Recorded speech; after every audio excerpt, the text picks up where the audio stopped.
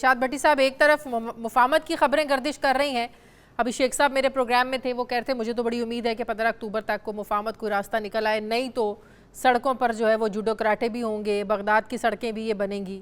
تو اس سے آپ کیا نتیجہ اخذ کرتے ہیں؟ آپ کو کیا لگتا ہے جس پس پردہ ملاقات کی بات چل رہی ہے, جنرل باجوہ کی ملاقات اور عمران خان صاحب کی ملاقات, اس سے یہ نتیجہ اخذ کیا جا سکتا ہے کہ کوئی پازیٹیو چیزیں سامنے نہیں آئیں جس کی وجہ سے ایک بار پھر اندیا دیا جا رہا ہے سڑکوں پر آنے کا؟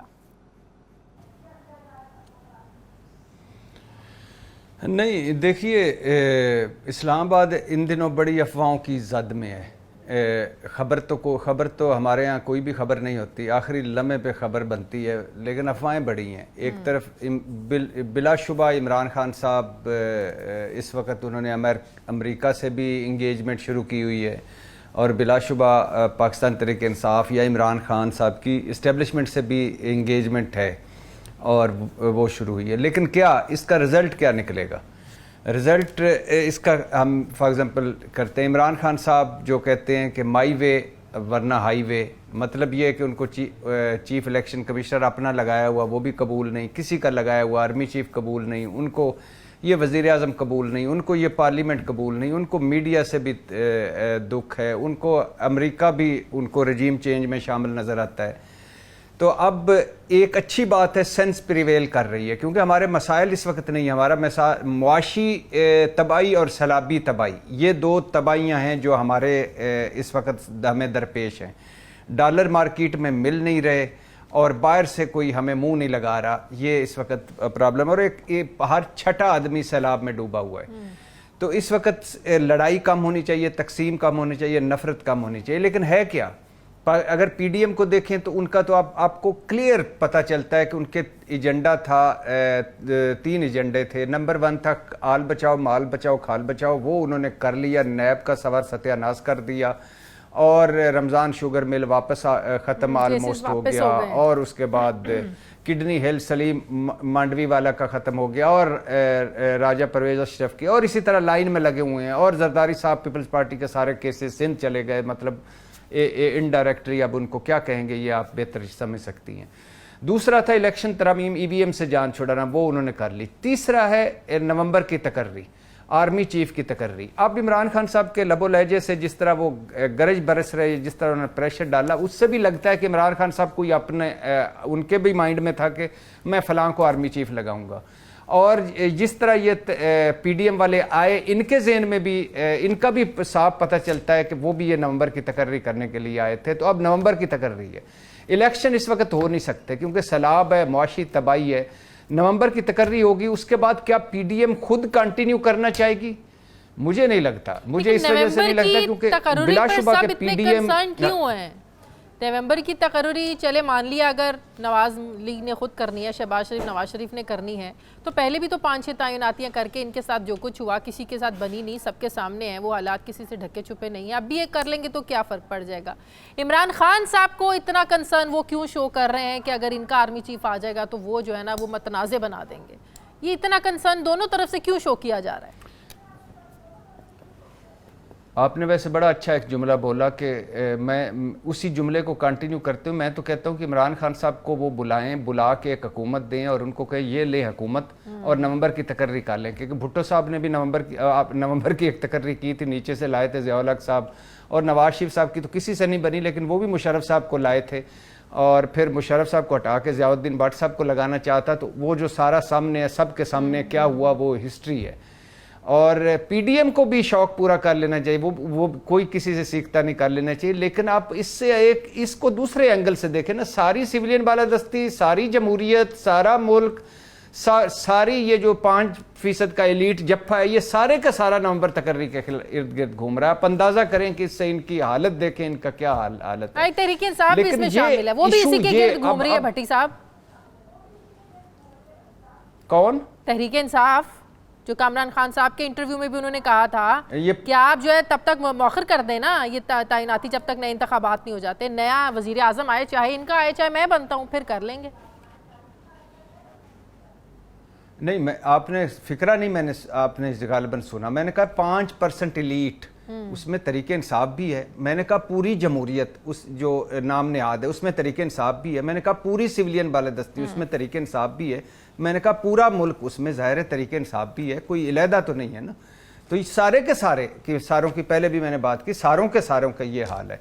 لیکن اب رولا کیا ہے؟ رولا کیا ہے؟ رولا یہ ہے کہ عمران خان صاحب کے جو 3 سال 7 ماہ 25 دنوں کے انہوں نے 5 مہینے میں گناہ بخشوا دیے. میں اور آپ لگے ہوتے تھے ہر وقت, اب مہنگائی عمران خان نے کر لی, اور بیڈ گورننس اور بیڈ پرفارمنس. ویسے ادھر مجھے یاد آیا کہ عمران خان صاحب میرٹ پہ چاہتے ہیں آرمی چیف. جب میں عمران خان صاحب کا میرٹ دیکھتا ہوں تو مجھے سائیں عثمان بزدار نظر آتا ہے, محمود خان نظر آتا ہے, اور آزاد کشمیر میں الیاس تنویر یا تنویر الیاس نظر آتا ہے. تو اللہ اس میرٹ سے بچائے. اچھا, تو ہم وہ کرتے تھے کہ مہنگائی, بے روزگاری, غربت, فلانا فلانا فلانا. تو اب کیا ہوا؟ یعنی اب دیکھیں کہ انہوں نے آ کے عمران خان مجھے مسیحا لگنے لگ گیا. یار وہ تو ٹھیک کام کر رہا تھا, وہ تو کمال کام کر رہا تھا. آپ دیکھیں کہ جی ڈی پی گروتھ جو 5 یا 6 یا 4% سے 2.3% پہ آ گئی. مان لیجئے شازیہ کہ 4 مرتبہ پیپلز پارٹی, 4 مرتبہ مسلم لیگ والے انہوں نے حکومتیں کی ہیں. سارا تجربہ شامل ہے, مولانا صاحب سمیت, عمران خان کے علاوہ سب حکومت میں ہیں. لیکن اس 27 کلومیٹر کی حکومت کا حال دیکھیں کہ جی ڈی پی 6 سے 2.3 پہ آ گئی. ڈالر 182 سے 238 روپے ڈالر مل نہیں رہے مارکیٹ میں. مہنگائی 12.7% سے 27 پہ چلی گئی. زر مبادلہ 16 ارب ڈالر سے 8.8 یا 8.6 ارب ڈالر پہ آ گیا. پٹرول 150 روپے فی لیٹر سے 236 روپے پہ چلا گیا. بجلی 16 روپے فی یونٹ سے 36 روپے فی یونٹ. اور کریڈٹ ریٹنگ جو ہماری آؤٹ لک جو تھا وہ سٹیبل تھا, پازیٹیو تھا, وہ منفی ہو گیا. اب باہر اس حکومت کو ترکی گئے 0, چین گئے 0, یو اے گئے 0, اور سعودی عرب گئے 0, باہر جا کے 0. کچھ ان کو کوئی منہ نہیں لگا رہا. آپ سعودی عرب نے پیسے رکھوائے آرمی چیف کے کہنے پہ, یو اے نے پیسے رکھوائے آرمی چیف کے کہنے پہ. بالکل. آئی ایم ایف کا جو ڈیل فائنل ہونے اس وقت بھی نائب امریکی وزیر خارجہ کو آرمی چیف نے فون کیا.